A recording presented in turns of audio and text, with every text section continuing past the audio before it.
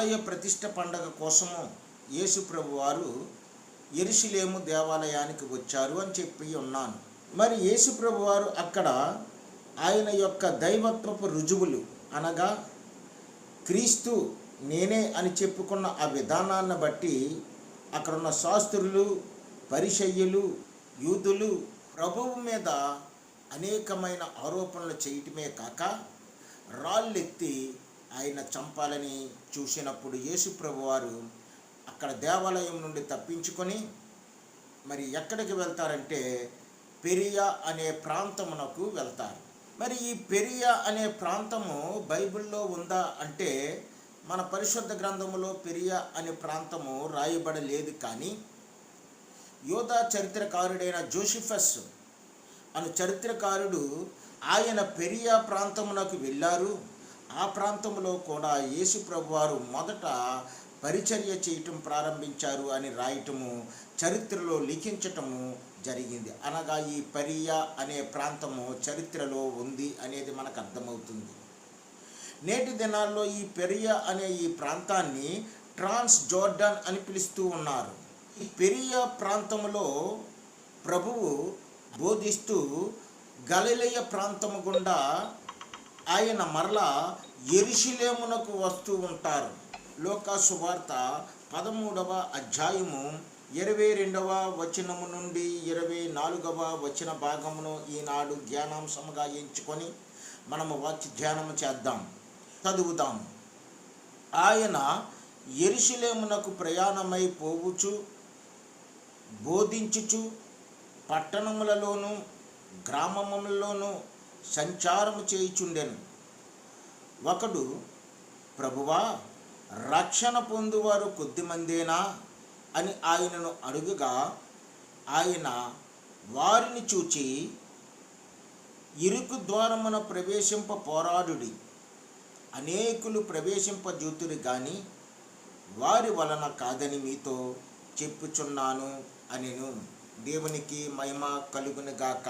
ఈ వాక్య భాగములో యేసు ప్రభు వారిని ఒక వ్యక్తి ఒక జటిలమైన ప్రశ్న వేస్తూ ఉన్నాడు. ప్రభువా, లోకములో ఇన్ని కోట్లాది మంది ఉన్నారు కదా, ఇంతమంది దేవుడిని ఎరగక, దేవుని యొక్క రక్షణ మార్గము గైకొనక వారు ఇష్టానుసారముగా జీవిస్తూ ఉన్నారు. అంటే వారికి రక్షణ వద్దు అని చెప్పి పోతూ ఉన్నారు. రక్షణ పొందివారు కొద్దిమందేనా? అవునండి, ఈనాటి దినాల్లో ఈ ప్రశ్న మనందరి హృదయాల్లోనికి పెళ్ళుబుకు రావలసిన ప్రశ్న. కారణం ఏమిటంటే ఈనాడు లోకమంతా కూడా ఎటువైపు పోతుందో మనము మన కళ్ళతో చూస్తూ ఉన్నాం. భయంకరమైన దినాలు గుండా ఈ లోకం వెళ్ళిపోతూ ఉంది. పెచ్చిమీరిపోతున్న విగ్రహారాధన, పెచ్చిమీరిపోతున్న మత దురహంకారం ఈ లోకములో విలయ తాండవం చేస్తూ ఉండగా రక్షణ పొందడానికి అనేక మంది వెనుకడుగు వేస్తూ ఉన్నారు. కొందరు వారు సుఖలాలసత్వం కోసం వెనకడుగు వేస్తుండగా, కొందరు కులాలను బట్టి వెనకబడిపోతూ ఉన్నారు. మా కులములో యేసు ప్రభువును నమ్ముకున్న వారు లేరు, మా కులములో యేసు ప్రభువును నమ్ముకుంటే మమ్మల్ని అదోలాగా చూస్తారు అని అనుకునేవారు యేసు దగ్గరికి రాలేక వారు వెనుదిరిగిపోతూ ఉన్నారు. ఇంకా కొందరైతే వారు ధనాన్ని బట్టి గర్విష్ఠులై సంపాదనలో మునిగి ప్రభువు మార్గమును విడిచిపోయిపోతున్న వారు అనేక మంది ఉన్నారు. కాబట్టి ప్రియులారా, రక్షణ పొందిన వారు కొద్దిమందే అని ఆనాడు ఆ వ్యక్తి యేసు ప్రభువుని అడిగినట్టే ఈనాడు కూడా మనము ఒకరినొకరు ప్రశ్నించుకున్నప్పుడు ఈ పై జవాబులే మనకు దొరుకుతాయి. అవును, ఈనాడు అనేక మందికి వాక్యం ప్రకటించబడుతుంది, కానీ వాక్యం విన్న వారిలో కొద్దిమంది రక్షణ పొందుతూ ఉన్నారు. ఈ ప్రశ్న రక్షణను గురించిన ప్రశ్న. ఆ వ్యక్తి ఎవరో మనకు తెలియదు, కానీ ఒక అద్భుతమైన ప్రశ్న వేశాడు, రక్షణ గురించిన ప్రశ్న వేశాడు. ఏ ప్రభువు బోధించినది ఏంటంటే రక్షణ పొందండి అని. దేని నుండి రక్షణ? ఆనాడు యూదులలో అయితే వారు కరువు కాటకాల యుద్ధాల నుండి రక్షణ కోరుకునేవారు. కానీ యేసు ప్రభు వారు అటువంటి రక్షణ కొరకు భరోసా కాదు, కానీ ఆయన పాపము నుండి మనల్ని అందరినీ రక్షించటానికి, పునీతులుగా చేయటానికి, పరలోక రాజ్య పౌరులుగా ఎన్నడానికి మనల్ని ఆయన రక్షించాలని పరలోకము నుండి ఈ లోకానికి వచ్చాడు అనేది సుస్పష్టమైన సందేహము లేని సత్యము. ప్రభువును ఎవరైతే ఆశ్రయిస్తారో వారు పాపమును విడిచిపెడతారు. పాపమును విడిచిపెట్టిన వారు రక్షణను పొందుకుంటారు. ఇది ప్రభువు వారు బోధించిన ఆ బోధ. ఆ రోజులలో మారు మనసు కోసము, పాప క్షమాపణ కోసము, పశ్చాత్తాపము కోసము, రక్షణ కోసము బాప్తీసమిచ్చే యోహాను మొదలుకొని ప్రభువైన యేసుక్రీస్తు వారి వరకు ఆ మాటల్ని విన్నా సరే కొద్దిమంది మాత్రమే ప్రభువు బోధించిన లేదా మారు మనసు అనే రక్షణ ప్రణాళికలోనికి వారు రావటము జరిగింది. ఆ ప్రశ్న వేసిన ఆ వ్యక్తితో ప్రభువు మాట్లాడుతున్నారు. ఇప్పుడు ఏమని మాట్లాడుతూ ఉన్నారు? లూకా సువార్త 13వ అధ్యాయము 23వ వచనములో ఆయన అంటున్నారు, ఆయన వారిని చూచి, ప్రశ్న వేసిన వాడు ఒక్కడే కదండి అక్కడ, కానీ యేసు ప్రభు వారు ఆ ఒక్కడికి సమాధానం చెప్పటం లేదు, అక్కడ ఉన్న ప్రతి వారికి చెప్తున్నాడు. ఈనాడు మనకి కూడా యేసు ప్రభు వారు సమాధానం చెప్తున్నారు. ఆయన వారిని చూచి, ఇరుకు ద్వారమున ప్రవేశింప పోరాడుడి. అనేకులు ప్రవేశింపజూతిరి గాని వారి వలన కాదని మీతో చెప్పుచున్నాను. మీరంత స్పష్టమైన మాట. రక్షణ పొందుకోవాలంటే ఇరుకు ద్వారమున ప్రవేశించాలి అంటున్నాడు. ప్రభువు ఇక్కడ ద్వారముల కోసం మాట్లాడుతూ ఉన్నాడు. ద్వారములు అంటే మనం ఇంటికి పెట్టుకునే గుమ్మాల లాంటివి కాదండి ప్రభువు మాట్లాడుతున్న ఆ మాటలు. ప్రభువు వారు మాట్లాడుతున్న ఈ ద్వారములు ఏమిటంటే, ఆ ద్వారములు జీవమును గూర్చిన ద్వారము ఒకటి, రెండవది నాశనమును గూర్చిన ద్వారము ఒకటి అనే ఉద్దేశముతో ప్రభువు మాట్లాడుతూ ఉన్నారు. మరి ఎవరైతే రక్షణ పొందుతారో ఆ రక్షణ పొందిన వారు ప్రవేశము జీవ మార్గములోనికి వస్తుందట. ఎవరైతే రక్షణను తృణీకరించి ప్రభువు దగ్గరికి రాకుండా ఆయన్ని అభ్యంతరకారకముగా చేస్తూ ఉంటుంటారో వారి జీవితము నాశనం అనే మార్గంలోనికి పోతుందట. అంటే ఒక వ్యక్తిలో ఉన్న రెండు వైరుధ్యమైన ప్రయాణాల కోసము ప్రభువు చెబుతూ ఉన్నారు. మన జీవితాన్ని చూసుకుంటే మన ఆత్మీయ జీవితంలో రెండు రకాలైన మార్గాలు గుండా మనము పోవలసిన వారమై ఉన్నాము. ఒకటి ఏమిటి అంటే జీవ మార్గములోని కన్నా వెళ్ళాలి. రెండవది ఏమిటంటే నాశనమును కలిగించే నాశనకరమైన మార్గములోని కన్నా పోవాలి.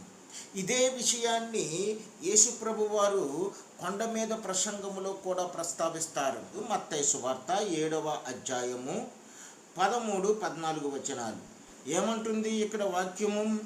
ఇరుకు ద్వారమున ప్రవేశించి, యేసుప్రభు వారు ద్వారముల కోసం మాట్లాడుతున్నారని చెప్పుకున్నాం కదా ఇందాక.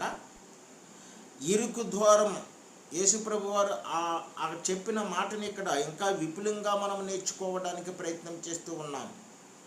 ఏమిటదంటే ఇరుకు ద్వారము, ఇరుకు ద్వారమున ప్రవేశించుడి. అయితే కొంతమంది ఏం చేస్తూ ఉంటుంటారంటే నాశనమునకు పోవు ద్వారమున వెళుతూ ఉంటుంటారు. నాశనమునకు పోవు ద్వారము శ్రమతో కూడుకున్నది కాదండి, సుఖాలతో సౌఖ్యాలతో భోగభాగ్యాలతో కూడుకున్నది. ఆ దారి ఎలాంటిదంటే విశాలమైన దారి. ఏమిటి ఈ దారి? ఇష్టానుసారమైన జీవితం జీవించవచ్చు.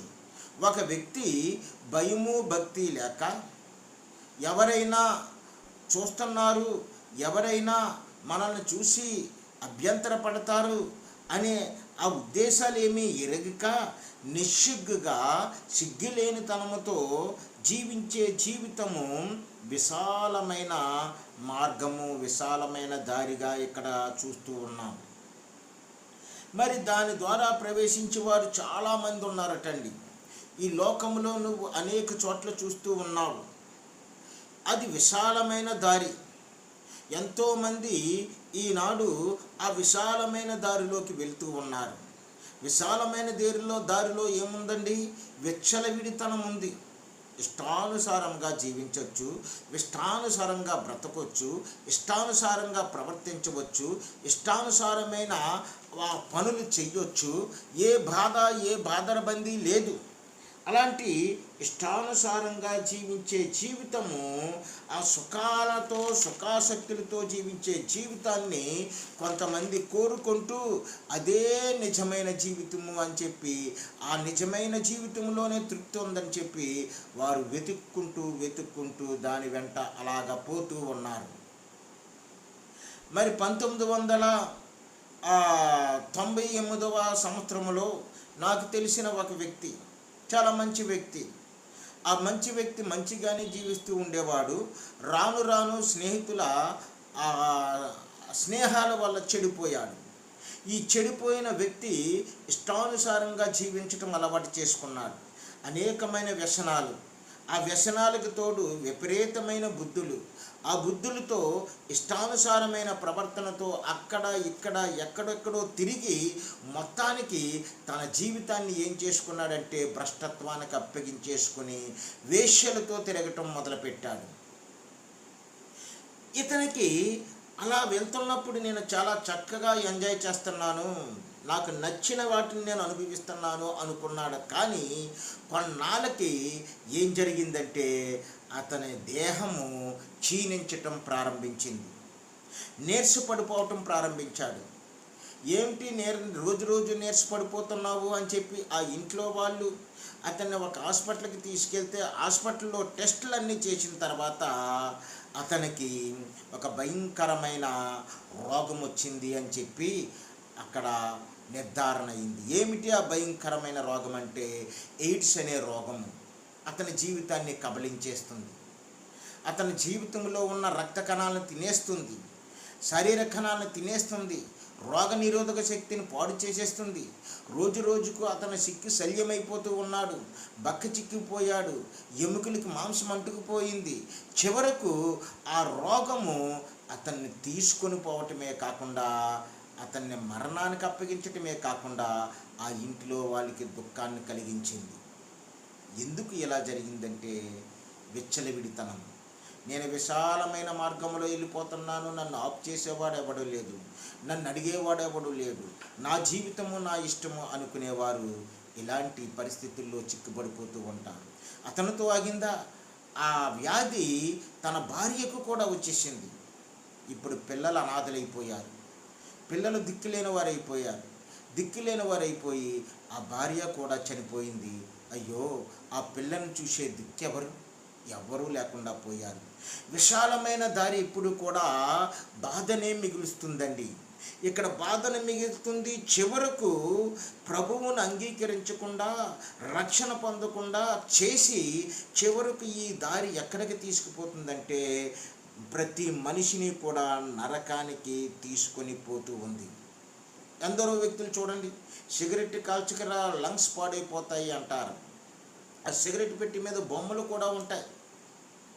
వాటిని చూసి అయ్యో నా దేహం ఎలా పాడైపోతుందేమో అని చెప్పి దానికి దూరంగా పోరు. విశాలమైన మార్గం అయితే ఏమైందిలే, తాగితే ఏమైందిలే, అప్పుడు వచ్చినప్పుడు చూసుకుందారులే, అది నాశనమునకు పోవు మార్గం. కాబట్టి ఇలాంటి భయంకరమైన మార్గాలలో ఉంటూ కుటుంబాలకి వేదన కలిగిస్తున్నారు. కొంతమంది అయితే అనేకమైన వ్యసనాలతో భార్యను బాధ పెడుతున్నారు, బిడ్డలను బాధ పెడుతూ ఉన్నారు, వారిని బాధపరుచుకుంటూ ఉన్నారు, చివరికి ఛిద్రమైన జీవితాన్ని జీవిస్తూ ఉన్నారు. ఇలాంటి విశాలమైన మార్గాన్ని పోయేవారి బ్రతుకు ఎలా పోతుందంటే నాశనమునకు పోతుంది. యేసుప్రభు వారు చెప్పారు, నాశనమునకు పోవు ద్వారము అది విశాలము అంటున్నారు. వద్దు మనం అయితే దేవుని పిల్లలుగా ఇలాంటి యొక్క మార్గాన్ని మనము చేరుకోకూడదు. మరి ప్రభువు చెప్పినట్టు మనం ఎలా వెళ్ళాలి? ప్రభువు చెప్పినట్టు ఎలా వెళ్ళాలంటే ఇరుకు ద్వారమున ప్రవేశించమంటున్నారు యేసుప్రభు. ఇరుకు ద్వారము మనల్ని నాశనం చేసే పాపేక్షలను వదిలివేయటమే ఇరుకు ద్వారం అంటే. మరి ఏవైతే పాపేక్షలు మనలో ప్రవేశించి మన జీవితాల్ని, కుటుంబాల్ని, మన బ్రతుకుల్ని, చివరికి మన జీవాన్ని హరించి వేస్తాయో అటువంటి వాటిని మనము వదిలిపెట్టి ప్రభువు చెప్పిన వాక్యము ద్వారా బలపరచబడి ప్రభువు యొక్క పరిశుద్ధులతో అంటకట్టబడి ప్రభువు యొక్క సంఘములో మనము కూడా ఒక అంగమై ఆయన బిడ్డలమై దినదినము ఆయన జీవం పొందుకుంటూ జీవిస్తూ ఉన్నప్పుడు అది ఇరుకు ద్వారము. ఎందుకంటే మనము పాపపు మార్గంలోకి వెళ్ళటం లేదు. మన శరీర కోరికలను చంపుకొని వాటిని వదిలించుకొని మనము ప్రభువు యొక్క చూపించిన మార్గంలో ఉంటున్నాము అనేది మనం ఇక్కడ గమనించవలసిన వారమై ఉన్నాం. మరి అటువంటి పరిస్థితుల్లో మనము దేవుడి చూపించిన గొప్ప మార్గంలో వెళ్ళాలి కదా. మత్తయి సువార్త 7వ అధ్యాయం 14వ వచనంలో ప్రభు అంటారు కదా, జీవమునకు పోవు ద్వారము ఇరుకును, ఆ దారి సంకుచితమునై ఉన్నది. ప్రియులారా, జీవమునకు పోవు ద్వారము చాలా ఇరుకట. స్నేహితుడు వస్తాడు, ఒరే ఈరోజు పలానా చోట గొప్ప పండగ జరుగుతుందిరా, ఆ పండగలో తాగుడు ఉంటుంది, ఆ పండగలో రికార్డింగ్ డ్యాన్సులు ఉంటాయి, ఆ పండగలో ఎంతో ఆనందం ఉంటుంది, రా మనం వెళ్ళి చూద్దాము అంటే, సహోదరుడా అది విశాలమైన దారి, ఆ దారిలోకి నేను రాను, వస్తే నేను పాడైపోతానని చెప్పగలగటమే ఇరుకు మార్గం. ఇరుకు ద్వారం అంటే ఎలాంటిదంటే ప్రభువు మెచ్చే ద్వారం, జీవ మార్గం. అది ఆ జీవ మార్గంలో ఆ సంకుచితమైన ఆ మార్గంలో మనం వెళ్ళినప్పుడు అది జీవమునకు మనకి దారి తీస్తుంది అంటున్నాడు ప్రభువు. పరలోకపు జీవము గురించి ఇక్కడ చెబుతున్నాడు. ఈ లోకపు జీవము సరే, మరి పరలోకములో నిత్యము మనం పొందుకోవలసిన జీవం ఒకటి ఉంది కదండి. ఆ జీవం కొరకు ప్రభువు పరితపిస్తూ ఉన్నాడు. నా పిల్లలు నా స్వరూపము, నా పోలిక, వీరు నాతో పాటు పరలోకములో నిత్యము నాతో నివసించాలి అని చెప్పి ఆ పరలోకపు జీవం గురించి తెలుసుకోండి అని చెప్పి అదే ఇరుకు మార్గం అని చెప్పి మనకు బోధిస్తూ ఉన్నాడు. ఒక వ్యక్తి నరకము నుండి తప్పించుకుంటే, పరలోకములోనికి వెళ్ళాలంటే, నిత్య జీవం పొందాలంటే ఆ జీవపు మార్గం గుండానే వెళ్ళాలి. ఏమిటి ఆ జీవపు మార్గం? ఎక్కడ మనం కనుగొనగలము ఆ జీవపు మార్గం? యేసుప్రభు వారు యోహాను సువార్తలో ఒక చోట నిలబడి గొర్రెలైన మన కొరకు చెప్తూ ఉంటుంటారు. విశ్వాసుల్ని గొర్రెలకు పోలికగా పెట్టి చెప్తూ ఉంటుంటారు. ఆయన చెబుతూ ఒక చోట ఈ మాటను స్పష్టంగా బోధిస్తాడు. ఆయన బోధించిన మాట ఏమిటి? యోహాను సువార్త 10వ అధ్యాయము 9వ వచనం, నేను ద్వారమును, నా ద్వారా ఎవడైనా లోపల ప్రవేశించిన ఎడల వాడు రక్షింపబడిన వాడై లోపలికి పోవచ్చు, బయటికి వచ్చుచు మేత మేయును అంటున్నాడు.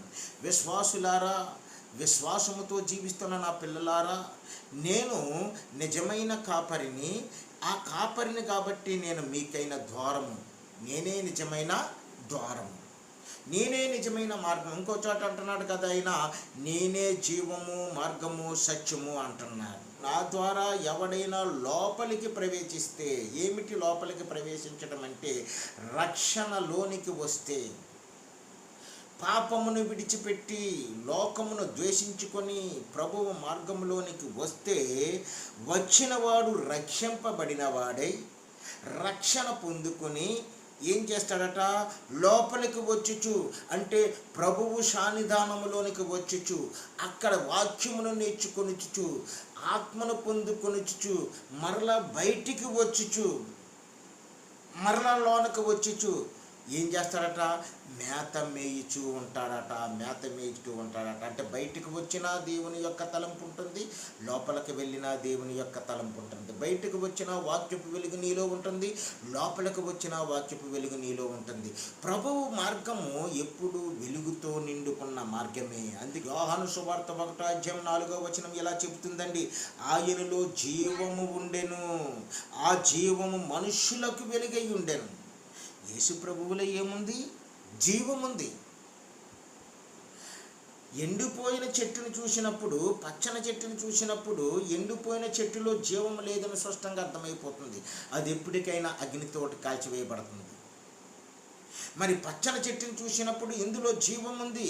ఈ జీవము పచ్చగా అనేక మంది కోసము ఆ ఆలోచన చేస్తుంది, చక్కని నీడనిస్తుంది. ఈ జీవం క్రైస్తవ జీవితం అంతే. చక్కని ఫలమునిచ్చి ఆకలి తీరుస్తుంది క్రైస్తవ జీవితం అంతే. చక్కగా అది అనేక మందికి ఆశీర్వాదకరంగా ఉంటుంది. క్రైస్తవ జీవితం అంటే ఈ క్రైస్తవ జీవితంలో ఇరుకు మార్గంలో ఉన్న వాళ్ళలో జీవం ఉంటుంది. నాశనకరమైన మార్గంలో పోయేవాడు ఆడి జీవితము చెట్టు ఎండిపోయిన జీవితంలో ఎండిపోతుంది. వాడి దగ్గర ఏమాత్రమో ఆశీర్వాదము నీకు దొరకదు. కానీ మరి ఎవరైతే దేవుని కుమారుడు కుమార్తె ఉన్నారో వారి దగ్గరే నువ్వు ఆశ్రయము ఆశీర్వాదము పొందగలుగుతూ ఉంటుంటావు. అందుకే యేసుక్రీస్తు వారు అంటున్నాడు కదా, నేను జీవమునై ఉన్నాను, ఆ జీవం మీకు వెలుగై ఉంది. ఆ జీవమైన యేసు ప్రభువు మన కొరకు ఏర్పరిచిన మార్గమే నూతనమైనది. ఆ నూతనమైన మార్గము జీవము గలది. ఆ జీవము ఎలా ఉన్నది? యేసులో ఉంది. ఇప్పుడు యేసు ప్రభు పరలోకములో ఉండవలసిన దైవము. ఆ దైవము మన నిమిత్తము ఎక్కడికి వచ్చాడంటే భూమి మీదకి వచ్చాడు.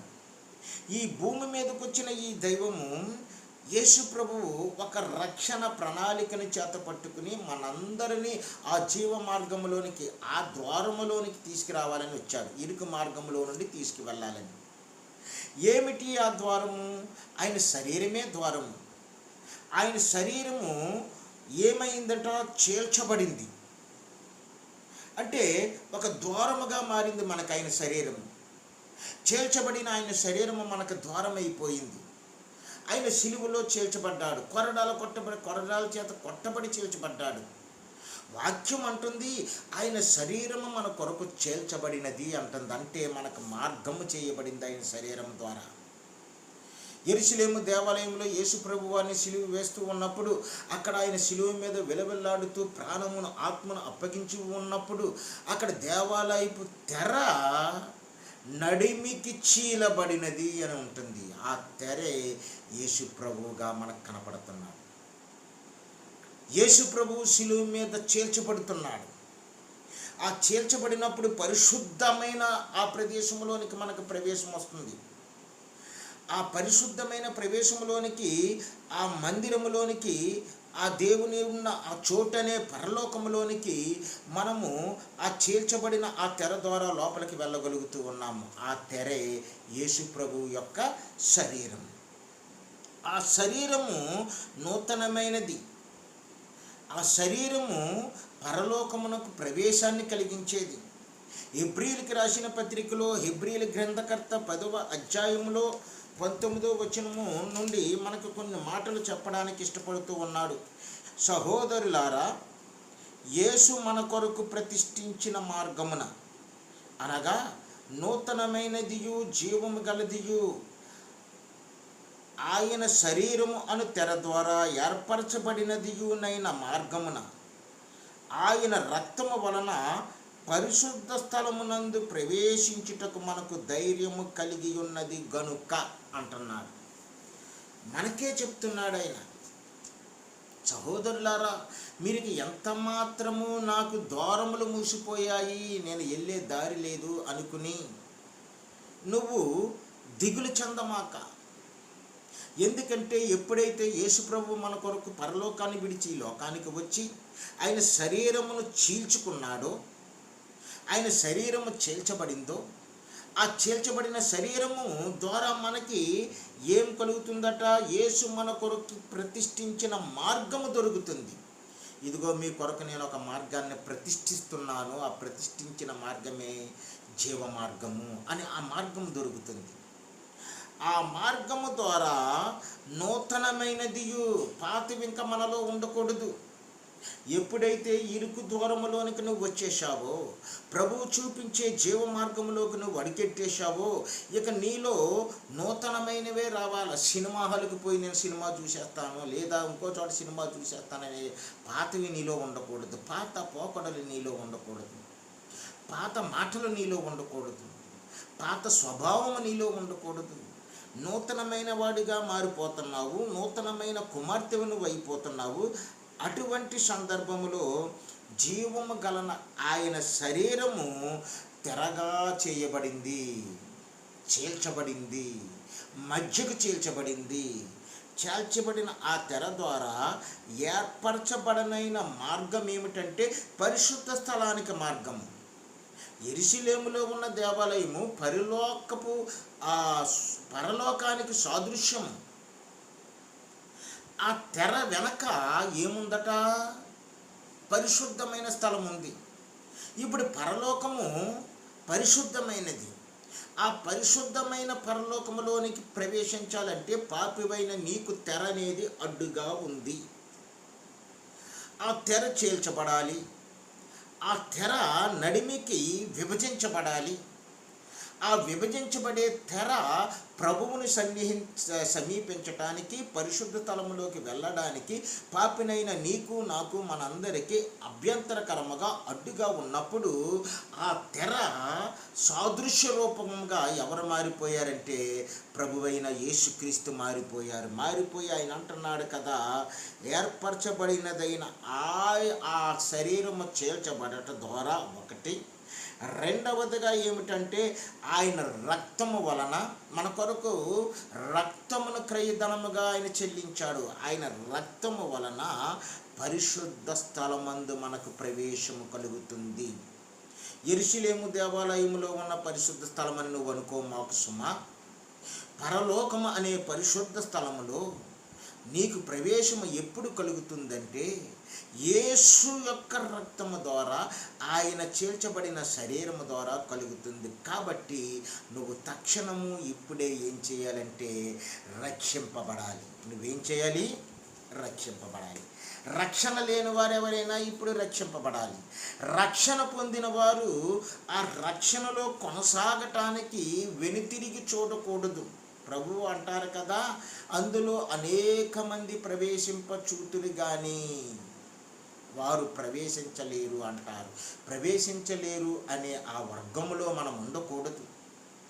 మనకి దేవుని యొక్క రక్తం ఉంది, మనకు దేవుని యొక్క మరి ఆ చీల్చబడిన ఆ శరీరము ఉంది. కాబట్టి మనమందరము ఏం చేయాలంటే ఆ ఇరుకు మార్గమే నాకు యేసయ్య ఇచ్చిన జీవ మార్గం అని చెప్పి మన శరీరములో పుట్టే తుచ్చమైన కోర్కెల్ని చంపుకొని, ఇరుకు మార్గం అంటే అది పాపపు ఆలోచనలు వదులుకొని, పాపపు మార్గాలు నడకలు మానుకొని దేవుని జీవము గల మార్గంలోనికి వచ్చినప్పుడు ఆ మార్గము మనల్ని ఎక్కడికి తీసుకుని వెళ్తుందంటే మరి దేవుని యొక్క రాజ్యంలోనికి తీసుకుని వెళ్తుంది. మన అంతిమ గమ్యము పరలోకపు వారసత్వము. మన భక్తికి అర్థము పరలోకములో నిత్య జీవము. దాని కొరకే కదండి మనము భక్తి చేస్తూ ఉన్నాము.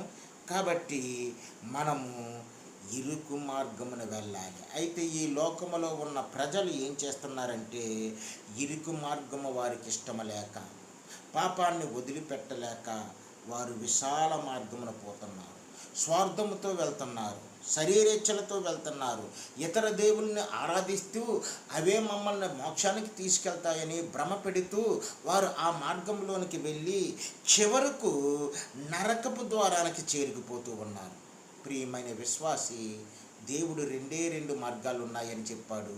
ఒకటి ఇరుకు మార్గము, రెండవది విశాలమైన మార్గం.